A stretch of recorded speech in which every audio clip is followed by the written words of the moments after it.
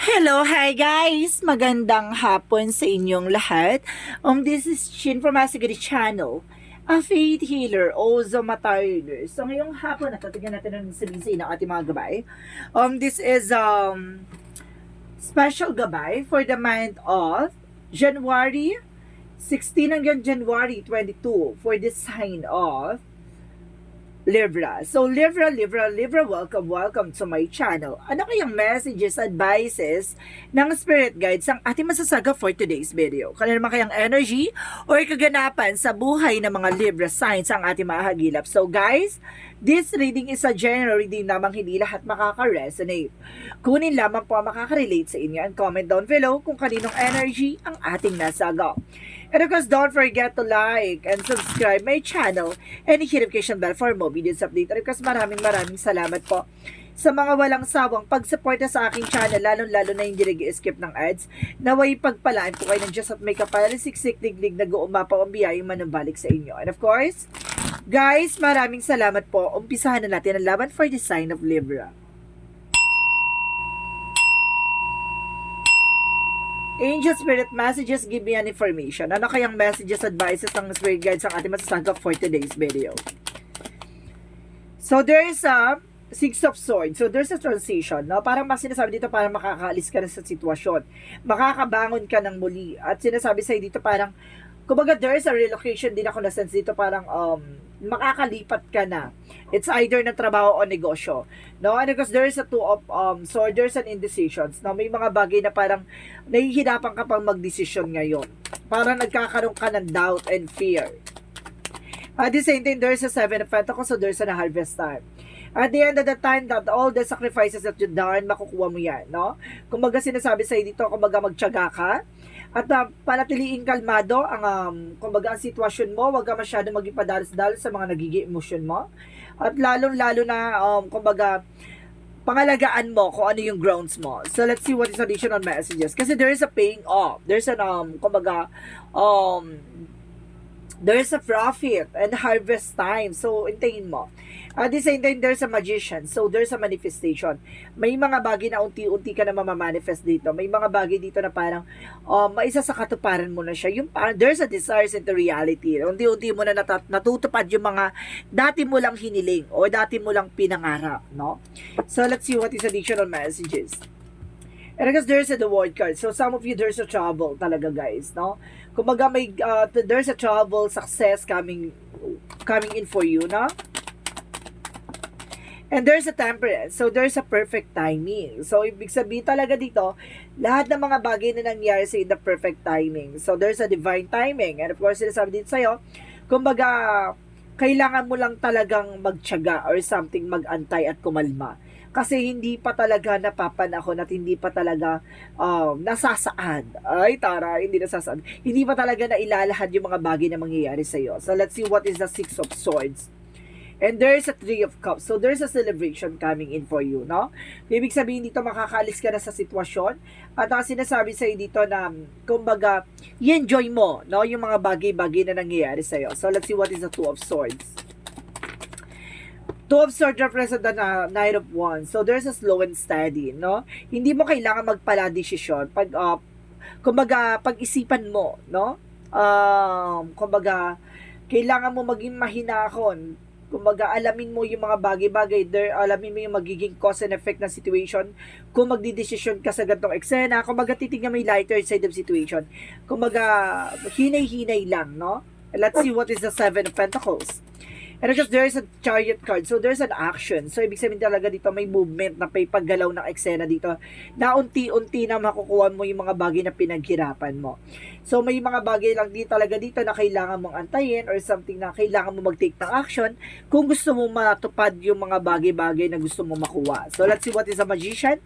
Represent the Six of Pentacles. So, there's a financial windfall. Kumbaga, there's a give and receiving something by the universe. Kumbaga, balance siya eh. Kumbaga, magtutuloy-tuloy na raw yan. Sinasabi dito, there's a power, there's a God power, and of course, there's an information na there's a give and take and balance, no? Kumbaga, balance ka. At magtutuloy-tuloy na yan. Kumbaga, dahil sa kabutihan at, diba, kalinisan ng kalooban mo. And there's a King of Cups. So, there's a devoted and supportive person. Or some of you guys, no? kumbaga may asawa, may jowa sa ibang bansa, no? Or kumbaga mayroong long distance relationship, may ganun din dito ka nasasagap. So let's see what is the temperance. And there's a strength card. So there's an information na kailangan mo maging malakas ang loob, magkaroon ng confidence. Kumbaga parang tina-timing pa, parang inuhubog ka pa, no? Na makuha mo yung lakas at tapang ng loob mo. Kumbaga lahat ng mga naramdaman mong kumbaga rejection, failure, kumbaga lahat ng mga naranasan mong sacrifices na yan ay kumbaga ang kaakibat niyan ay tagumpay, no? Kumbaga there's a pain is your power. So ibig sabihin nan, kumbaga palakasin mo yung loob mo, palakasin mo kung saan ka mahina. So let's see what is the Six of Swords and the Three of Cups. And because there's Three of Swords in reverse. So see, there's a recovery. Makaka-recover ka na from a heartache, from the pain, lalo na sa mga talagang rejection, failure, struggles, obstacles na naranasan mo talaga, no, na back to back talaga, na naranasan mong pain. And of course, there's a Nine of Pentacles, there's a financial windfall. Uulanin ka na ng biyaya dito dahil kumbaga tama yung decision mo. At kumbaga pinakalma mo yung sarili mo. Ngayon, kumbaga nalaman mo na at malalaman mo na yung magiging kahihinatnan ng situation mo. So let's see, what is the Seven of Pentacles and the Chariot card? And because there's a Four of Swords. So, makinig ka sa intuitions mo, makinig ka sa gut feeling mo. Kumbaga, makinig ka sa kung ano man yung, kumbaga, tinuturo ng gabay mo or inner voice mo. Kumbaga, there's an instinct, intuitions, and visions. Kumbaga, sinasabi sa'yo dito, you need to take an action. So, let's see what is the Magician with the Six of Pentacles. And of course, there's the Ace of Pentacles. See, I told you, there is kumbaga, magtutuloy-tuloy na yung finances. There's a power by God, and there's a giving and receiving something by the universe, and the Ace of Pentacles is the gift from the universe. Ito na yung pinaka bonus sa'yo ng universe na, kumbaga, there's a big shot and big moment, no? Kumbaga, this is the moment na makukuha mo tong material things or something, kumbaga, bahay, sasakyan, negosyo, hanap buhay, kumbaga, magdadala sa'yo na pagbabago. So, let's see what is the word card, the King of Cups. And because there's the Moon card. So, there's a truth reveal. Or sir, there's a dream coming true. Yung pinangarap mo lang na tao na to, kumbaga, etong abot kamay mo na, or something, there's an illusions, no? Maaaring, kumbaga, yung illusion mo or something, imagination mo, dati ngayon, kumbaga, may isa sa katuparan, o talaga makukuha mo na, at there's a realistic talaga mangyayari at magaganap na. And the Moon card represents the truth reveal. May mga bagay talaga na mailalantad at mailalahad na sa'yo. So, let's see what is the Temperance and the Strength card. Pero kasi sinasabi na Three of Wands, so waiting for a result or waiting for a shift. So, waiting mo yung mga bagay-bagay na mangyari sa'yo. So, worth waiting for, no? Kumbaga, yung pag-aantay mo ay talagang sulit, no? Kasi, kumbaga, pinakalma mo yung sarili mo. Na, of course, parang may mga bagay na na-unlock sa'yo. Knowledge, experiences, and of course, yung magandang kapalaran ay talagang ibibigay na sa'yo. Dahil sinubok ang kumpiyansa at tiwala mo sa sarili mo. So let's see what is additional messages for the outcome. For the outcome is the King of Swords, no? May mga bagay na kailangan mo nang putulin, no? Stop the pattern. So, being truth and being, kumbaga, respect sa sarili mo. This is the high standard person na kumbaga mataas ang, kumbaga, kaisipan nito, no? Kumbaga, matalino at very logic and very strict ng tao. Kumbaga, may mga bagay dito na kailangan mong putulin at kailangan mo nang alisin. Lalo na kung hindi nagkakaroon ng benefits or hindi nagsiserve sa huli. And the Eight of Wands represent the travel, communication, and because of messages, email, ganyan. Kumbaga marami kang matatanggap na mensahe or something, information. Additional messages for career. For career is the Ace of Wands. So there's a new plan, a new beginning coming in for you. At the same time, additional messages. So there's a Star card. So there's a wish fulfillment. Pagdating sa career mo, magbabago to, no? Kumbaga pipitikin ka ng tadhana, tapos iikot ka na parang bigla ka na lang, kumbaga nabago ang buhay mo sa isang iglap lang. Ganon. So let's see about naman sa relationship. So there's a King of Wands and the Ace of Cups. So there's an opportunity. Some of you Libra, if you are single, there's a new love life. If you are taken, if you are a husband, if you have a girlfriend and of course wife, so there's an information na parang babalik na ang tamis ng pag-ibig yung dalawa.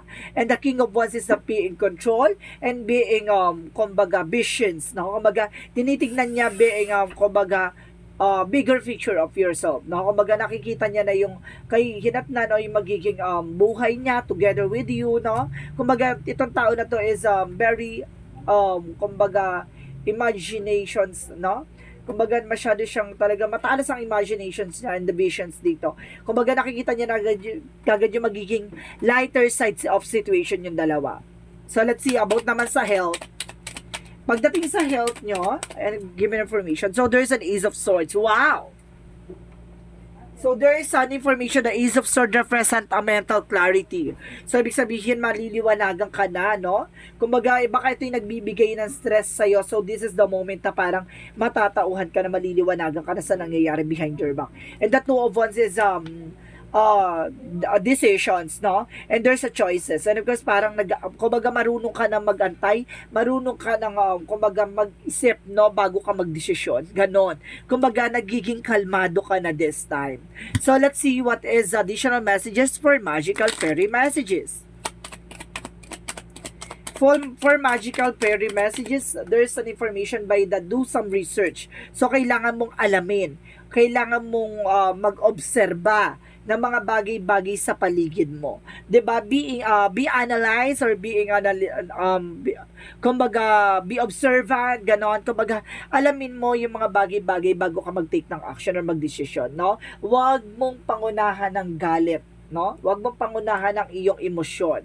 Pag-isipan. So let's see what is the yin and yang oracle card.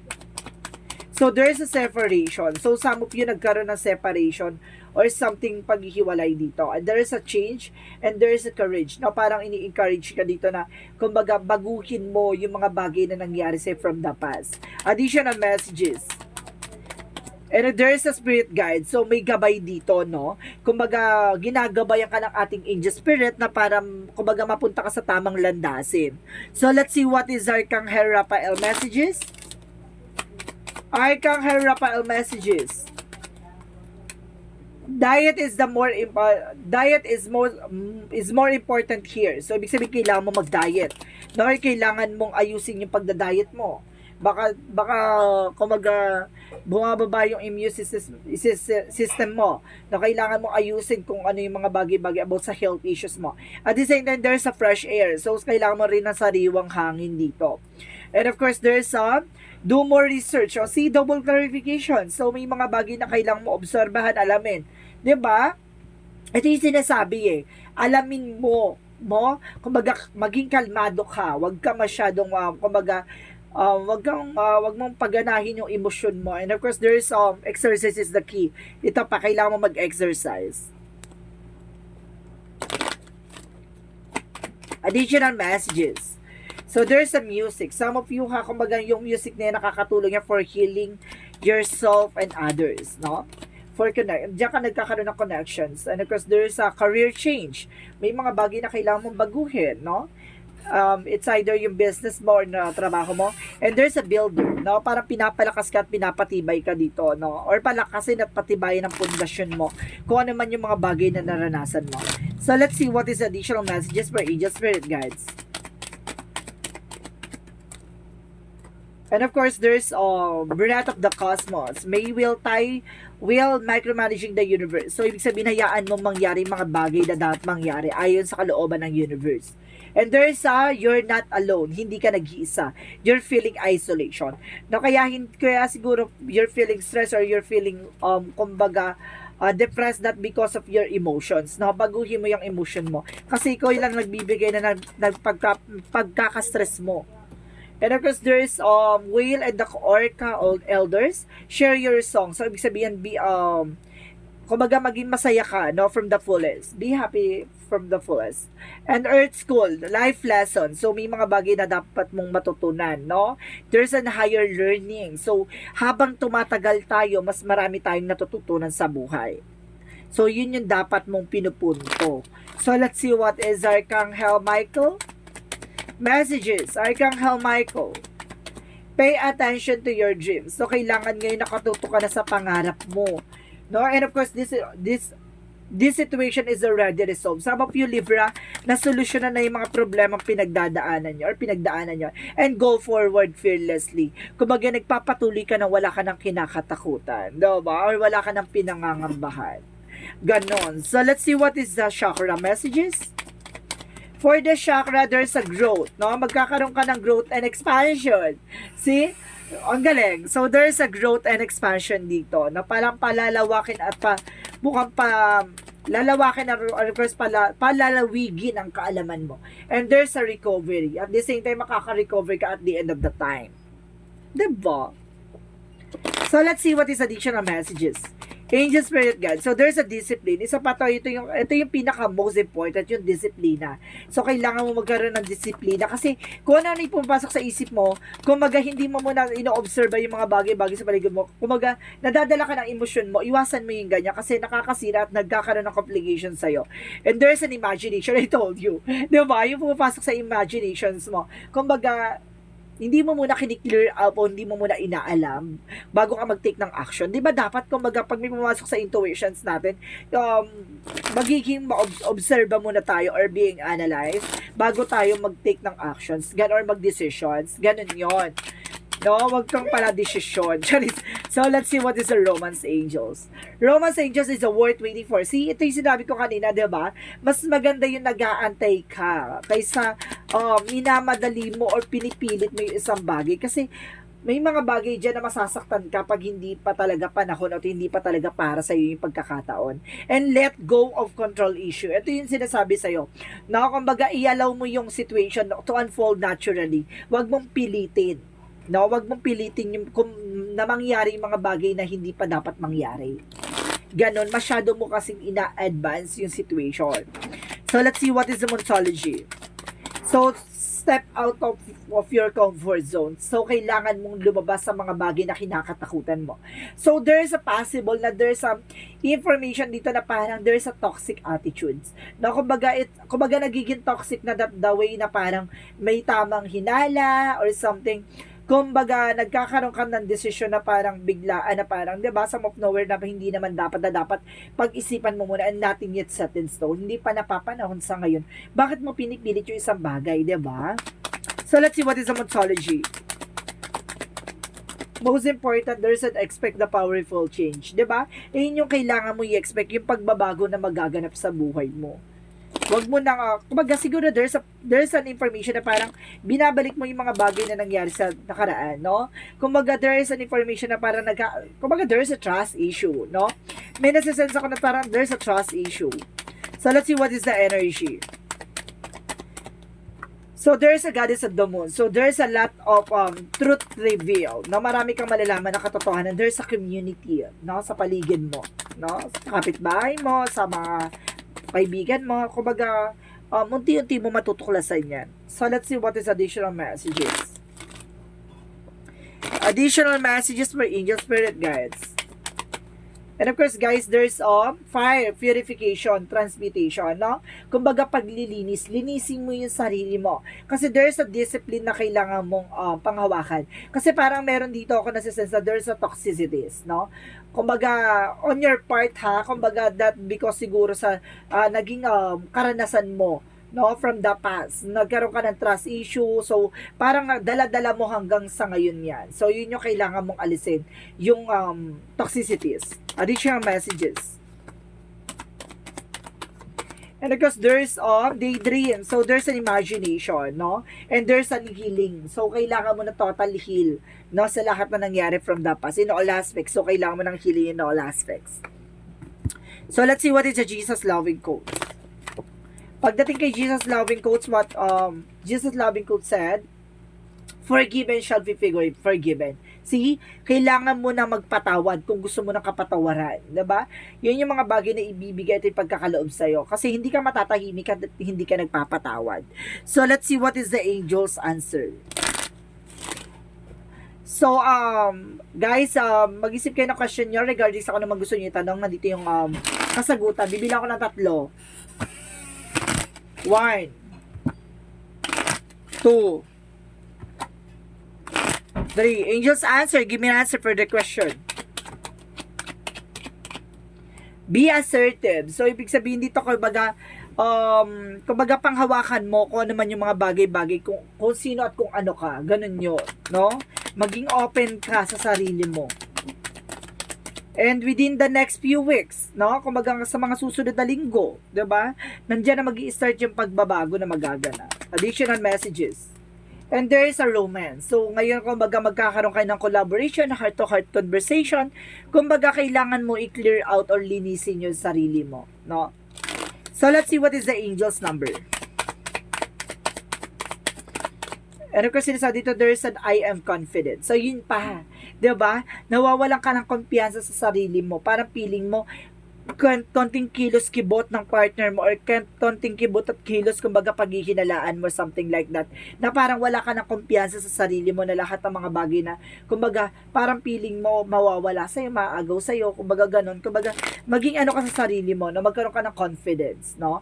Kung sino at kung ano ka, yun yung ipakita mo. You are conscientious worker with a knack for coming up with a creative ideas and turning them into something real and optimistic, but the practical outlook keeps you determined and on track as you work steadily towards your goal. So, ibig sabihin dito, kailangan mo magkaroon ng confidence kung ano ba talaga yung gusto mong gawin sa buhay mo. No, kumbaga, para may sakatuparan mo na maayos yan, kailangan mo magkaroon ng kumpiyansa sa sarili mo. Diba? So, let's see what is additional messages. Messages of life. Give me information. So, there is a never alone. So, sinasabi dito, my bond is with the God, and the angels is a flame that illuminates my heart. Regardless of the darkness around me, this bond is the foundation of my inner strength. It allows me to go on having faith that all things will fall into the divine order for my greatest benefit. I ask the universe for guidance, knowing I will always receive its help and protections. Today, the sun will arise and shine for me. I am never alone. Alam mo, hindi ka nag-iisa, no? Kumbaga, panghawakan mo si Jesus, panghawakan mo ang ating mga gabay, panghawakan mo ang ating angel spirit, panghawakan mo ang ating Panginoon na, kumbaga, humahawak sa iyong kamay, no? Para maisakatuparan yung mga bagay na hinahangad mo. Kumbaga, hindi ka ilalagay ni God sa alanganin, bagkos ipapakita niya sa iyo yung mga bagay na hindi para sa iyo. Kumbaga, iaalis ka niya sa mga bagay na alam niyang sitwasyon na makakasira sa iyo. So, ibig sabihin dito, kumbaga, magtiwala at maniwala ka na ilalagay ka ni God sa tamang landasan. So, guys, this is special gabay for the month of January 16 hanggang January 22 for the sign of Libra. So, Libra, maraming salamat for your wonderful reading. So, this reading is a general reading lamang, hindi lahat makaka-resonate. Kunin lamang pa makaka-relate sa inyo and comment down below kung kaninong energy ang ating nasaga. And of course, don't forget to like and subscribe my channel and hit notification bell for more videos update. And of course, maraming salamat sa mga walang sawang pagsuporta sa aking channel, lalo na hindi rin kayo skip ng ads. Naway pagpalain kayo ng Diyos at may kapal, siksik, liglig, nag-uumapaw ang biyayang manambalik sa inyo. And of course, maraming salamat po. And see you in the next video. Bye-bye. And babush.